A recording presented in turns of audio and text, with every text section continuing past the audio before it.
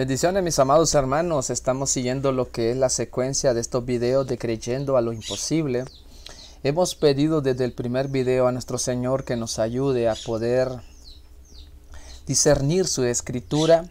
Ustedes dirán, el hermano, ¿por qué no hizo un solo video, sino que ha hecho varios videos? Tengo un problema.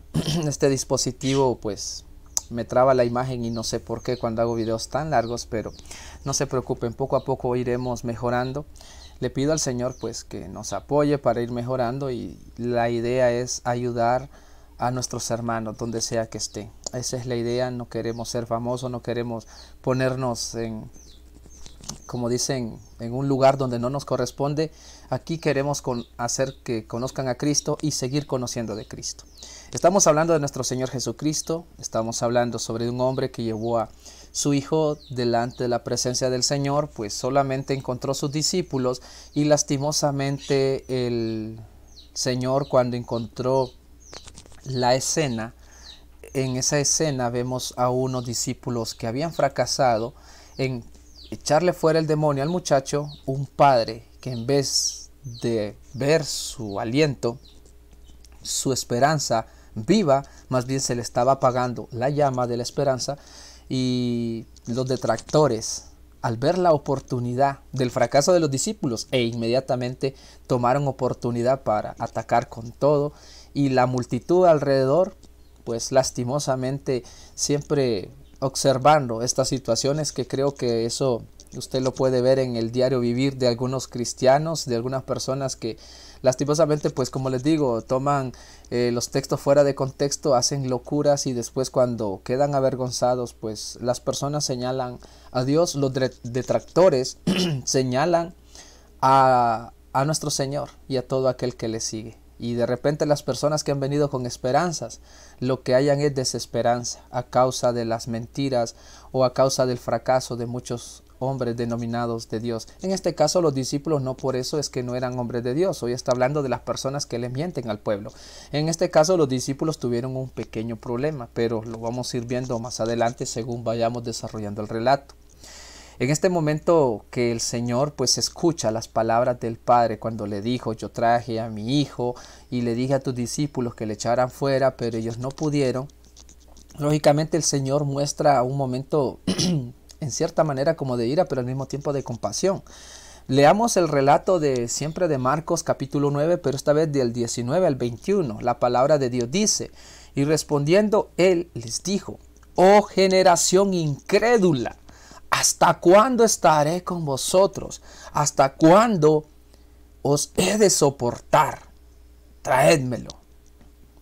Es un momento de molestia, porque el Señor ve a las personas que están llenas de incredulidad. Como yo les digo, inclusive, y creo que el Padre salió con buena voluntad, pero llegó al punto de no creer. Oh generación incrédula, ¿hasta cuándo he de estar con ustedes? Son palabras muy fuertes de parte de nuestro Señor. Saber que las personas que están ahí no andan ni siquiera por adquirir fe, a recordar lo que Él mismo les ha enseñado, sino que andan pues procurando siempre ver el mal, como por ejemplo cuando hay personas que nunca procuran ver lo mejor de un mensaje, sino que andan procurando ver a qué horas el hermano se equivoca para señalarlo. ¿Hasta cuándo he de estar con vosotros? ¿Hasta cuándo os he de soportar? O sea, son preguntas muy fuertes las que el Señor dice, y luego expresa: tráiganmelo, o sea, traédmelo. Y el verso 20 dice: y se lo trajeron. Y cuando el espíritu vio a Jesús, sacudió con violencia al muchacho, quien cayendo a tierra se revolcaba, echando espumarajos. Jesús preguntó al Padre, y aquí es donde les digo que menciona la compasión, porque en unas palabras menciona su ira, su enojo contra estas personas, tanto sus discípulos y todos aquellos que estaban alrededor, pero aquí con el Padre, Él va a trabajar. Y yo le voy a decir algo. Cuando yo estoy titulando esto, creyendo al imposible, no me estoy fijando en el milagro que hace en el muchacho, sino en el milagro que hace en el hombre. Porque si usted no lo sabía, aquí el Señor hace dos milagros en uno. Y el milagro más grande que yo puedo ver aquí es en el hombre. Porque el echar fuera demonios, no quiero, hermano, que me lo malinterpreten, pero el echar fuera demonios el sanar enfermos y esas cosas, creo que son cosas que el Señor las puede hacer y por misericordia, y pues muchas personas podemos orar por esto y Dios lo puede hacer. Pero el milagro más grande aquí es que Dios quite de nuestro corazón aquella putrefacción que no nos sirve, el temor, la duda, la incredulidad.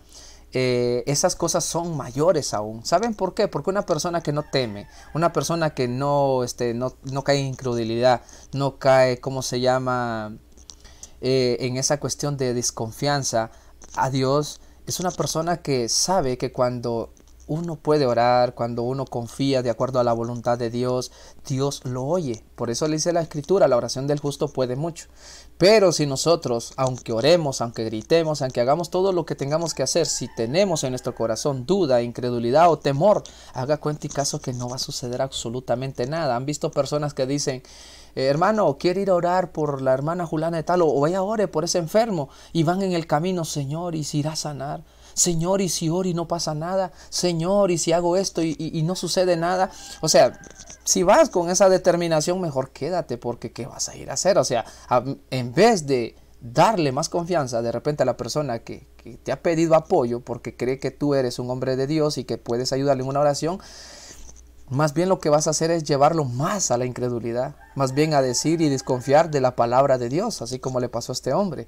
Pero nosotros tenemos que entender, amados hermanos, que nuestra confianza está en Dios y que debemos confiar y que lo que vamos a hacer es basado a la voluntad de Dios y que Él nos apoya.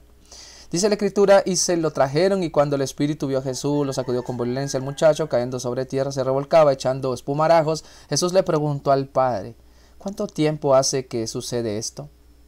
Y él le dijo, desde niño.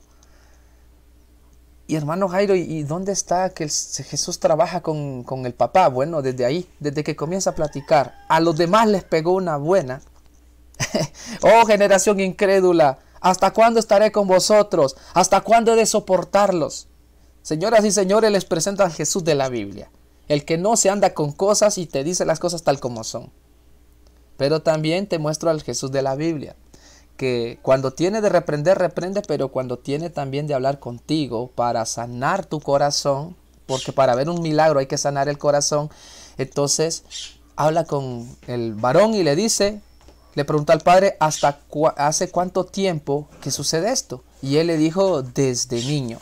Entonces podemos ver estas dos caras de este relato histórico del Evangelio de Marcos, donde nos enseña a un Jesús que cuando tiene de reprendernos por ser incrédulos, por ser personas que no somos capaces de creer a su palabra, que tiene que soportar nuestras locuras, nuestras mentalidades, nuestras tantas cosas que tiene que aguantar Dios de nosotros diciendo que somos creyentes,